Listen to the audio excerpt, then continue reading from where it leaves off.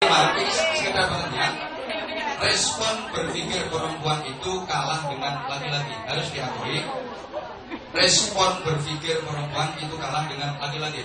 Perempuan itu kalau ada apa-apa pasti mengedepankan perasaan. Misalnya lagi masak, terus kompornya jeblos. Oke. Kompor jeblos masuk cerik. Kompor jeblos. Mesti perempuan ini langsung kejar-kejar. Nangis. Dikira kalau nangis terus bunyinya kompor. Nah, pikirannya mati. Kalau laki-laki enggak, begitu ada kompor, mayu, gelek ember, gelek kompor, nyanyi. Beda. Perempuan ketinggalan kereta, ketinggalan naik bus, itu mesti nak bujuk-bujuk. Pikiran lagi tangisin lo bisa muter nangis. Ada. Kalau laki-laki enggak, ketinggalan bus, ketinggalan kereta, ono trek, ceringkring. Oke. Gak setuju gak apa-apa. Saya sekedar kasih pengertian. Sekarang saya tanya, pertanyaan kedua, dijawab. Oke? Mbak, orang hidup itu ada yang subhanallah bebannya sangat berat sampai dia saja kan juga mabot sampai urip. Ada orang yang hidupnya sangat ringan sehingga senang. Kira-kira sampean semua ingin hidupnya berat atau ingin hidupnya ringan? Ringan. Oke, semua jadi saksi. Perempuan itu rata-rata kepingin hidupnya ringan. Maka laki-laki tidak boleh memperberat dan membebani hidup perempuan. Oke? Sekarang kalau satu orang suami yang melayani 3 orang istrinya jadi ringan.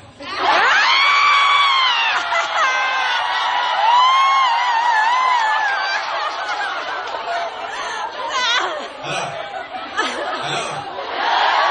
Setuju tidak dengan poligami? Kedua dari kaum perempuan adalah tidak konsisten. Katanya ingin ringan, begitu diringankan gak mau. Kan enak Pak, tinggal bagian tugas. 1 urusan dapur, 1 urusan sumur, 1 urusan satu bagian masak, 1 bagian masak, 1 bagian masak. Sijine olah-olah, sijine umbah-umbah, sijine satu urusan talent, 1 urusan kelan, 1 urusan. Kamu ini gak ngerti karepku bocor di sini. Mbak lewat ini tuh ya. Oke. Halo. Bismillah Muhammad. Sekarang ini di perkotaan, lebih-lebih di kota besar, banyak perempuan yang takut kalau sampai obesitas. Obesitas alias bulldozer. Besar. Mbak. Jika banyak sekali perempuan yang saking takutnya gembrot, ikut fitness, senam aerobik, macam-macam. Kepinginnya kutilan dahulu, terus tinggi langsing dada siap tempur. Banyak yang pakai slipping, macam-macam. Kepingin langsing. Perempuan itu nggak ngerti pelangsing tubuh yang ideal nggak seperti itu. Pelangsing tubuh paling ideal itu pakai madu. Jadi asal di madu.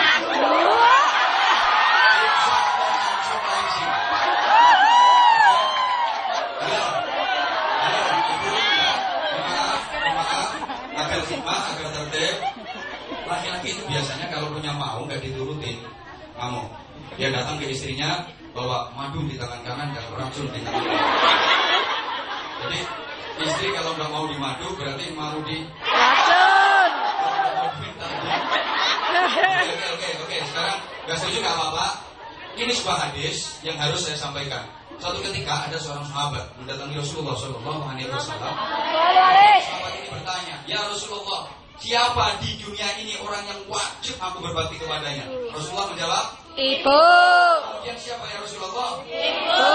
Siapa ya Rasulullah? Ibu. Kemudian baru siapa ya Rasulullah? Bapak. Jawab, ibunya tadi berapa? 3. Bapaknya? 1. Bapaknya 1,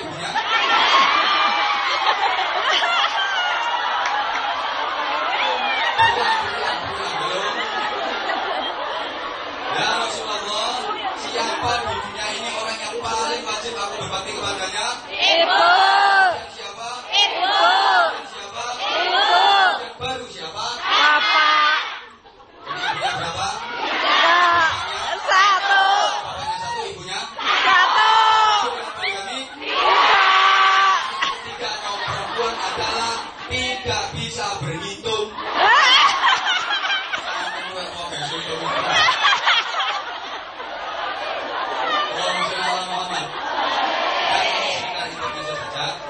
Oke, kalau hadis sudah diterima, ayat Quran. Diterima ke Bansul. Dan ayat ini sering kali dibaca. In syakartum la'azidannakum wa la'in kafartum inna 'adzabi. Sungguh, jika kalian mau bersyukur, pasti kenikmatan itu akan aku tambah. Tapi jika kalian kufur, maka kenikmatan itu justru akan berubah menjadi adab yang sangat gede. Oke? Rata-rata suami punya istri itu nggak dikufuri kok. Disyukur.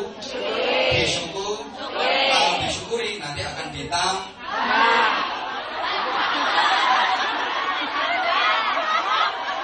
Udah, cukup. Urusan itu, sorry.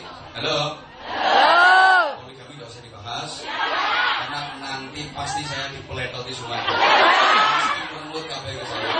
Jadi poligami nggak harus dibahas karena poligami bukan untuk dibahas, tapi untuk dilaksanakan.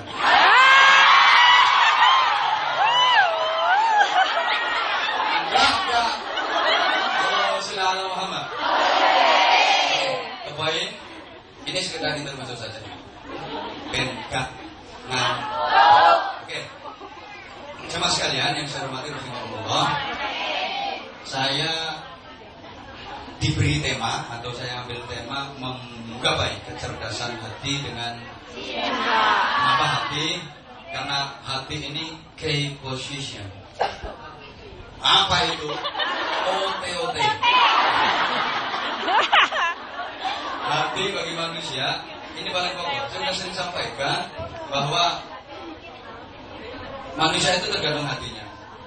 Kalau sering tak sampaikan, uang itu lek atine apik, omong sak omong apik, obah sak obah apik, sak pola tingkae apik. Tapi lek atine rusak, atine elek, omong sak omong elek, obah sak obah yo elek, sak pola tingkae yo. Oke, dari omongan saja bisa diketahui orang itu apik apa elek. Yang keluar dari lesan itu sama dengan yang keluar dari cucu eseret. Cucu itu bahasa Indonesia. Songar. Songar. Idealnya, karena ini dari berbagai macam suku, idealnya saya harus pakai bahasa Indonesia. Tapi terus terang, untuk berbahasa Indonesia dengan baik dan benar, saya kurang kulina. Pokoknya saya pakai bahasa sebenarnya, yang penting bisa dipahami, oke? Iya. Saya itu pernah kecelek. Dan semua bahasa Jawa bisa dibahasakan Indonesia. Jadi sekarang saya tanya, meneng bahasa Indonesia nih? Terus lagi meneng, cilingkri. Semuanya saya paham, wis. Rasa umat dari 40-an.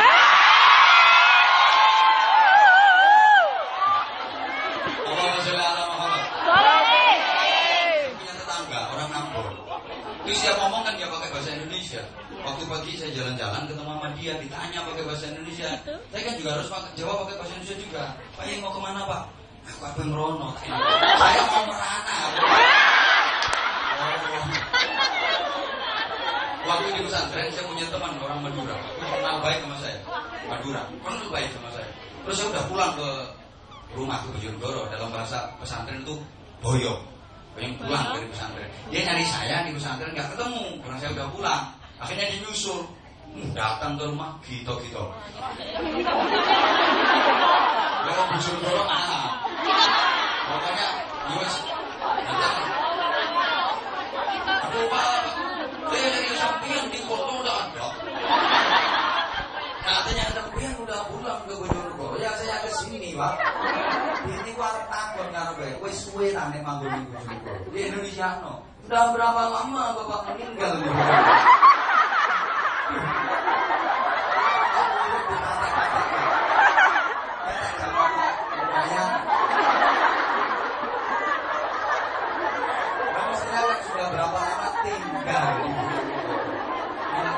Sudah berapa lama Bapak meninggal? Jawab, lumayan. Saya tanya, terus sama tadi ke sini naik apa? Naik bus Pak. Ini kan hari Minggu. Penumpangnya lu penuh. Ini harus cerita. Nah, besok mulai lupa sampai mundur, kau mang nunggu. Lalu siapa mundur teko bis di bonang pecerai. Itu di bahasa Indonesia.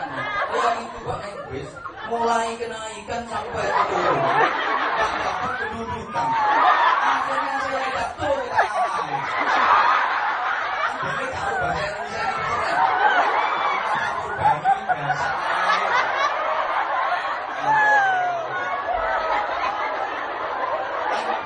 Sama.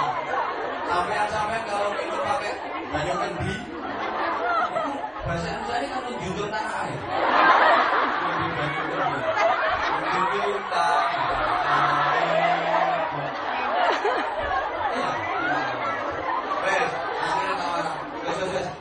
Gak usah bahasa Indonesia, kalau tunggu coba. Kalau di Pulau Jawa, anak sampean piro? Anakku loro, Pak. Anak sampean piro? Ayo anakku loro. Anakku piro? Loro. Loro dari loro. Anak loro kan makan lagi. Sing mangane akeh, sing siji mbok beli. Anak loro kan nakal, Pak. Sing siji mangane aki, sing siji beli.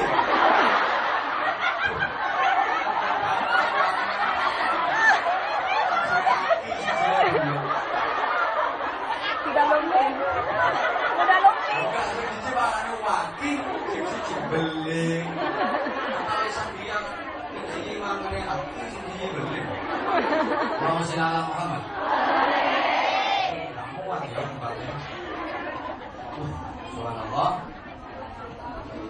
Hati orang itu kalau memang hatinya baik, pembicaraannya pun baik.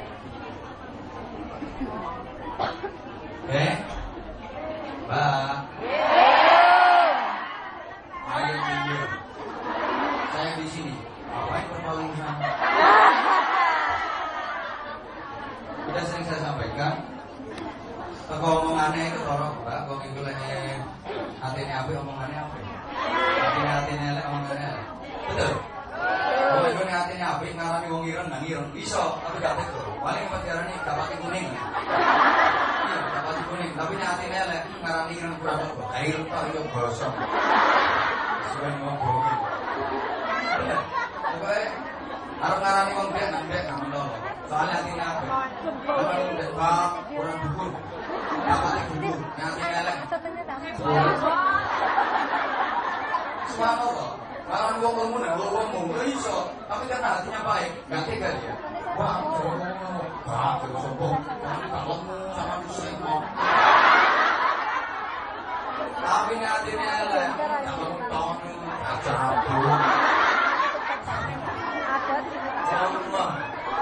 Bukan hanya itu, bahkan kita saat gunung orang itu kalau memang hatinya jelek, rasanya juga jelek. Sumpah, itu apa itu? Tapi kalau hatinya baik, ya Allah, husnudon, rasakannya selalu baik. Ada tetangga kaya itu kalau memang hatinya baik, pantesan nggak ya? Laki kerja, perempuan kerja, dua-duanya kerja, dapat penghasilan, pantas kaya.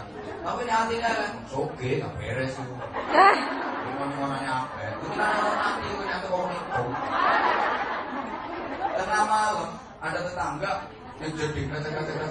Punya hatinya subhanallah, tetangga jam segini udah wudhu mau sholat malam. Tapi hatinya ada kamu jadi kresek.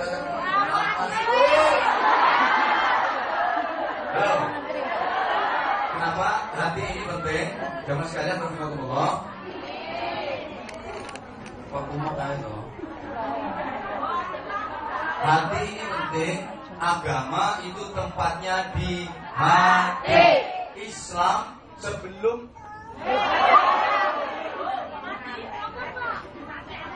yang satu lagi nih. Ayo.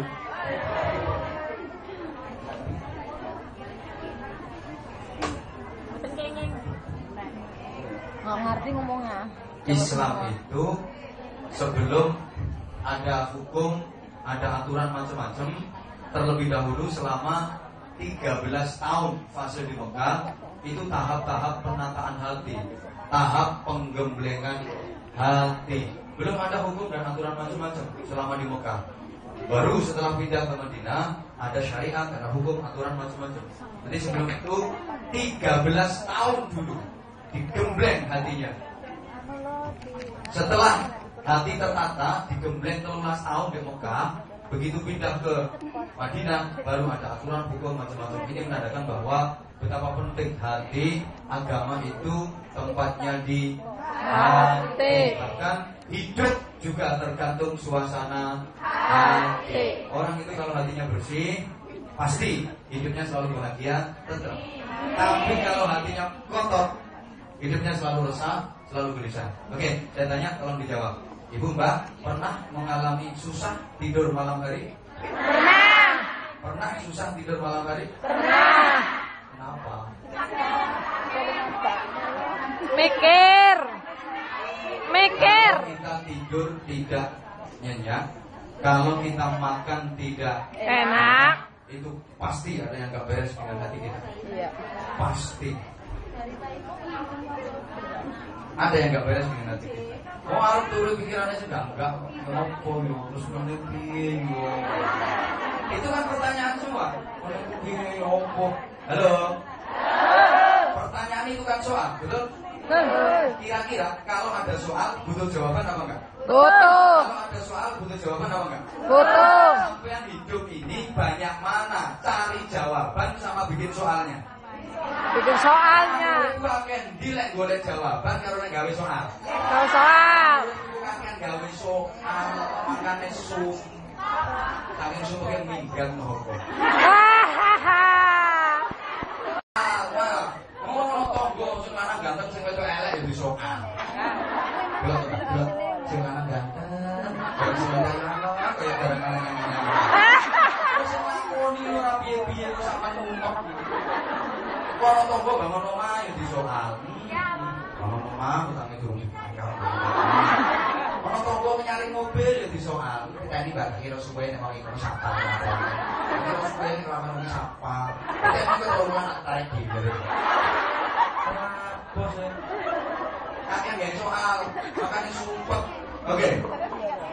Orang itu kalau hatinya lapang, masalah sebesar apapun dianggap kecil. Tapi kalau hatinya sempit, masalah kecil bisa menjadi besar. Betul. Sebagaimana kita berada di lapangan yang luas, bareng kebo, bareng jaran, bareng sapi, itu problem gak masalah, tempatnya luas. Tapi kalau di tempat yang sempit, di WC, ono kecoa siji bingung kira karuan, ada kecoa lanang bisa. Itu padahal kecil kecoa. Kenapa kita bingung? Tempatnya sempit. Demikian pula hati. Kalau hati sempit, masalah kecil bisa menjadi besar. Tapi kalau hati itu lapang, masalah besar Kecil. Ini pentingnya menata hati. Kebahagiaan tempatnya juga di hati. Banyak orang ingin kebahagiaan hidup, tapi hatinya mati. Maunya pleasure without concern. Jangan luar negeri tapi kok kopla.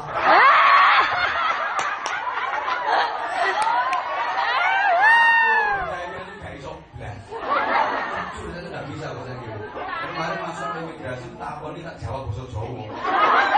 Naik pesawat itu gak ngisi, Airful Club saya gak ngisi. Begitu datang ketemu sama TKW. Mana berita orang ini. Waktu masuk paspor tak kasih takon ini tak jawab bahasa Jawa. Iya bener. Wah loh, wis kanggo bahasane makhluk uang angkasa. Ingin kebahagiaan hidup tapi hatinya mati. Padahal untuk mendapatkan kebahagiaan hidup hati harus dihidupkan. Dalam bahasa yang sering kita ungkap pakai nurani. Dari bahasa Arab nur aini. Nur itu cahaya, aini itu mata. Artinya cahaya mata di sini adalah mata hati. Oke, nur ini di Indonesia kan menjadi nurani. Jangan pakai bahasa Jawa, nanti jadi nurani bahaya. Kenapa? Karena hati tidak bisa dibohongi dan tak di rumah maksudnya. hati selalu berpihak pada kebaikan. Jangankan manusia, kucing saja, kalau dia melakukan kebaikan pasti tenang. Kalau dia melakukan kejelekan gak kira tenang. Manusia juga begitu. Kalau yang dilakukan benar pasti tenang. Kalau yang dilakukan gak benar gak kira tenang. Ini hati gak bisa dibohongi. Kenapa? Ala inna fil jasadi mudghah. Ini dasar berpijak kita. Nanti saya tahu kalian cinta aku. Kita dibatasi waktu. Kalau nanti Januari saya datang lagi di sini. Mei yang lucu di sahur kapan-kapan ke NC. Halo. Dasar berpijaknya ala inna fil jasadi mudghah. Ingatlah pada tiap-tiap tubuh manusia, ini redaksinya jasad ya. Pada tiap-tiap tubuh manusia itu ada mudghah. Mudghah itu artinya sepotong daging, secuil daging, bukan segumpal darah sebagaimana pengertian yang selama ini sering kita pahami. Dalam diri manusia ada segumpal darah. Kalau segumpal darah itu alaqah, bukan mudghah. Tapi ini redaksinya adalah mudghah, secuil daging. Jika secuil daging ini baik, maka baik pula seluruh badan. Tapi jika secuil daging ini rusak, maka rusak pula seluruh badan. Idza suluhat suluhat sahirul jasad, wa idza fasadat fasadat sahirul jasad. Jasad lafaznya. Saya ulang, dalam tubuh tiap-tiap manusia ada secuil daging. Yang apabila mudghah ini baik, maka sekujur jasad pun baik. Tapi jika mudghah ini rusak, maka sekujur jasad pun rusak. Ingatlah bahwa mudghah itu adalah hati. Kira-kira yang dimaksud hati oleh Rasulullah yang menentukan baik dan rusaknya seseorang itu hati yang kasar apa hati yang halus? Yang halus apa yang kasar? Hati yang fisik apa yang non fisik? Oke, yang non fisik, yang halus itu hati. Dalam hati disebut qalbu. Tapi saya ingin mengarahkan dan mengajak panjenengan semua untuk memahami qalbu itu dalam tubuh kita yang mana. Dalam dunia kesehatan, kalau ada orang yang sakit hati, organ tubuh bernama hati ini sakit di rumah sakit, disebut sakit apa? Liver, betul. Ada nggak orang yang livernya sakit tapi pribadinya mulia? Banyak. Livernya loro, parah, stadium tinggi, tapi pribadi masih mulia. Banyak. Loro liver dari rumah sakit terus pembengkakan hati parah, ditunggu keluarga, ditunggu anak-anak. Bisa pesan apa? Ini nanti infak sholawat, oke? Aja tidakkan dulu. Nanti tak pandu baca sholawat, oke? Jangan diadakan dulu ganggungan sini. Tak pandu aja nanti.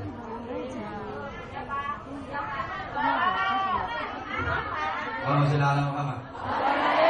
Ada orang yang sakit hati di rumah sakit, tapi pribadinya masih mulia. Ditunggu anak-anak iso pesen. Anak-anak, harus dibangun. Bapak duit-duit 60 juta uang yang panitia. Padahal loro hati, loro sakit liver parah, tapi pribadinya masih mulia. Sebaliknya, ada nggak orang yang livernya sehat tapi moralnya bejat? Banyak. Di sini banyak. Banyak.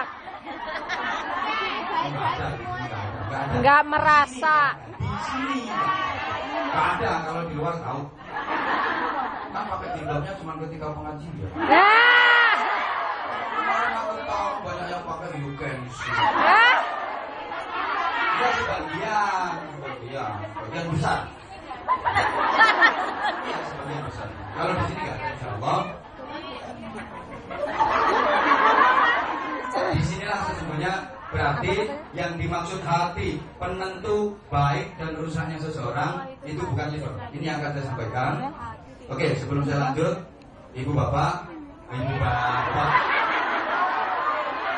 boleh nanya.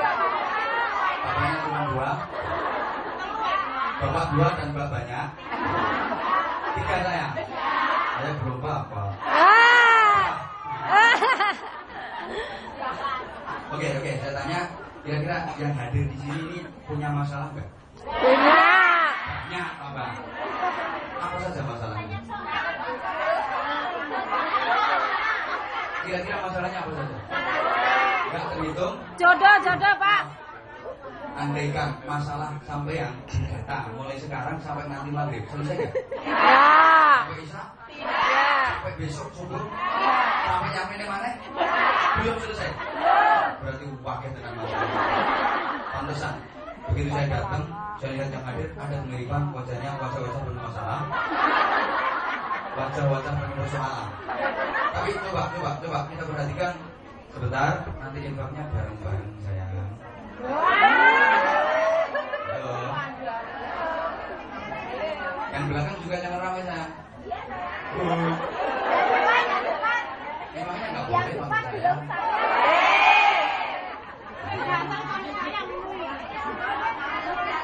Namanya saudara, kita kan sama-sama mukmin. Yasyuddu ba'duhum ba'dha. Nanti ini keterangannya. Biar fokus.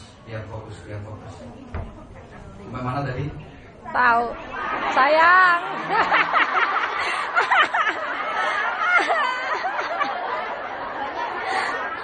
Coba kita perhatikan wajah anak-anak, wajah bayi, wajah anak-anak. Itu kira-kira mencerminkan wajah yang banyak masalah atau wajah yang tanpa masalah? Tanpa masalah. Maka bayi anak-anak wajahnya selalu ceria, selalu indah. Kira-kira penjaringan semua ketika melihat wajah bayi, wajah anak-anak senang apa enggak? Senang. Kecuali orang-orang yang normal ya. Senang lihat wajah bayi, wajah anak-anak itu senang, meskipun bukan anaknya sendiri, lihat itu senang. Kenapa? Karena dia tak punya masalah, hatinya bersih. Kemudian setelah lihat wajah anak-anak, terus lihat wajah sampean sendiri. Mari telepon bojo domengi karo bojo. Asmoto. Kira-kira seneng apa seneng? Senang. Jadi sampean nyawang wajah sampean dhewe iku seneng. Apa lagi saya?